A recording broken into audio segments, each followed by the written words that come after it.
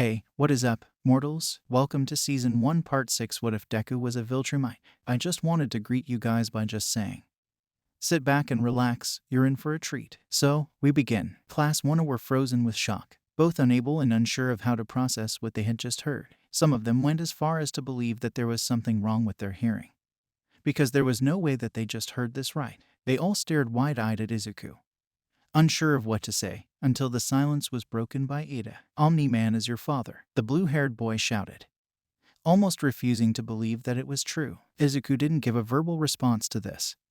He just looked away in embarrassment, but everyone else took it as a yes. Actually, that explains a lot, Uraraka then commented, sounding as if she had a sudden realization. Everyone else caught on to this soon afterwards, realizing that it did make sense. Omni-Man and Izuku had almost the same quirk, which would make sense if they were father and son. Izuku had also claimed that his father's profession wasn't that of a hero, which also made sense since Omni-Man doesn't have a license. Another thing that both Uraraka and Ida realized was the reason why Izuku had been sleep-deprived the other day. The green-haired boy had claimed that he was helping his father with work, but it could have just been a lie to hide the fact that they were training. Well, now the cat's out of the bag. I heard you fought some strong villains, so how did it go? The joyous and proud voice of Omni-Man then asked. Everyone jumped a little from this sudden speech, as they realized that the unlicensed hero was talking to his son. Izuku looked a little conflicted upon hearing this, as he answered by saying, I defeated a really strong villain, but I had help. While looking towards Uraraka,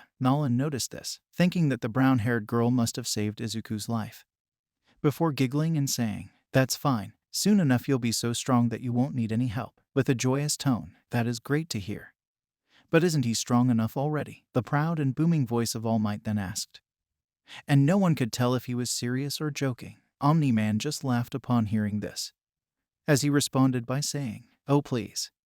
You can never be too strong. You better watch your back. He'll surpass you pretty soon. With a tone that was clearly joking, Izuku giggled awkwardly after hearing all of this, before he said, I think you're exaggerating, but thanks, with a voice that showed how awkward he was. Both All Might and Omni-Man laughed upon hearing his voice, both thinking that he sounded ridiculous. Class 1 was once again stunned. Finding out that their classmate was related to Omni-Man was shocking enough, but watching the unlicensed hero have such a friendly chat with All Might was even more stunning. What made it even worse was what they were talking about. They were casually talking and joking about how Izuku would possibly grow stronger than all of them, and they were almost implying that it could happen at any given time. They all had their first dose of Izuku's true strength when they saw him fight the Namu, so it wasn't out of this world to think that he would be stronger than All Might one day. Some of them couldn't accept the difference in power between themselves and Izuku, but they all decided that this was a good enough reason to train much harder. Everyone then proceeded to ask both Omni-Man and Izuku a bunch of questions, overwhelming them both in the process. There was one student, however, who was completely silent. It was Bakugo, and he seemed to be both angry and in denial. The blonde was angry enough when Izuku and Omni-Man spoke about what happened at the USJ, but only bothered to acknowledge that Uraraka had been helping. He was also fighting there. He was also injured, and he had risked his life just as much as the other two. He played a big part, but it seemed like no one had even noticed it. What made things worse was that he finally realized what All Might meant when he said that Izuku had a connection to a strong hero. Bakugo was trained by All Might and had his support, but Izuku was indeed very similar to him. The green-haired boy wasn't just mentored by Omni-Man. He was his son. All this time he's had this connection to this strong hero, yet he didn't share it. Now there was an explanation to why Izuku was so powerful, and it only angered Bakugo further. He refused to let Izuku be stronger than him. He was the successor to the #1 hero, so he would crush Deku. After the incident, the students got some time off so that the school could conduct a proper investigation. That time was short, however, as the students returned to school after just a few days. Class 1 was once again gathered in the classroom, mingling with each other before the teacher arrived. Izuku was sitting at his desk in silence, looking very tired again. He had recovered from his injuries long ago, but that didn't mean he got to rest. His father was pushing him even more with his training, and it was getting more difficult. Whether they were improving his flight, strength, speed, or durability didn't matter. Izuku would still end up exhausted beyond comprehension. It was so bad that his classmates thought that he hadn't fully recovered since the incident at the USJ. The class kept chatting while sitting at their desks. A few of them wondered who was going to teach them, But that question was quickly answered when the classroom door flung open. "Good morning, class," a mummified Aizawa said. As he entered the room, everyone looked shocked, for they believed that Aizawa would be recovering for much longer. "Sir, are you all right?" Ada then asked, genuinely concerned for his teacher's well-being. Aizawa just sounded as tired as usual, as he responded by saying, "I'm fine. Recovery girl just went overboard with her treatment. But my health isn't important, because your battle is far from over." Everyone froze with tension upon hearing this. The way that Aizawa had spoken those words made it seem like something big was about to happen. And some believed that it would be another villain attack. "The UA Sports Festival is coming up," the tired teacher then said, finally breaking the tension in the air. The class calmed down upon hearing this and started to get excited. But there were those who questioned if it was a good idea. "Before you ask, we won't be canceling the sports festival. It's our way of showing that a villain attack won't affect us. But it is also far too important to be canceled. Various heroes and agencies will be watching your performances. So it's your opportunity to prove yourselves," Aizawa then said, answering the question before it was asked. The class started getting even more excited now, both cheering and bellowing at the opportunity to prove their strength. Aizawa looked as unamused as always, as he silenced the class before saying, "You have 1 week to prepare yourselves, so don't slack off on your training." With his usual tired voice, the class nodded in confirmation to this. As Aizawa's gaze slowly made its way over to Izuku, "Midoriya, try to go easy on your classmates," the tired teacher then said, quite bluntly. Aizawa was recognizing that Izuku was far stronger than his classmates. It was as simple as that. Normally this would anger the students, but they knew better. There was no denying that Izuku was powerful.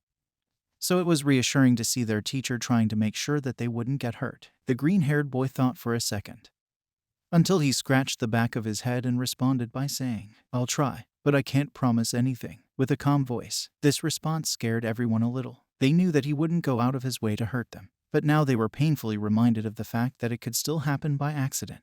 Aizawa looked unaffected by this, as he sighed before saying, "Fair enough, class dismissed," before leaving the classroom. Following the teacher's exit, the students began cheering and talking about the festival. They kept rambling about how they were going to do their best, and how lots of heroes would be watching. They were all interrupted, however, by someone who yawned loudly. Everyone turned to see that it was Izuku, but they couldn't tell if his yawn was out of boredom or exhaustion. The green-haired boy then turned his expression towards his classmates, looking quite confused, as he asked, "What?" Almost everyone looked conflicted upon hearing this. There was something that they wanted, maybe needed, to say, but they didn't know how to say it. They didn't know if they were brave enough to say it either. Izuku continued to look at them in confusion, until the silence was finally broken by Ada. The blue-haired boy stood up and looked Izuku in the eye, as he said, "Midoriya, I think that I speak for our entire class when I say this. You are strong, and I seriously doubt that any one of us will be able to stand up to you. But we won't just give up. We may not be able to beat you, but we're at least going to try." With a serious tone, Izuku looked shocked upon hearing this.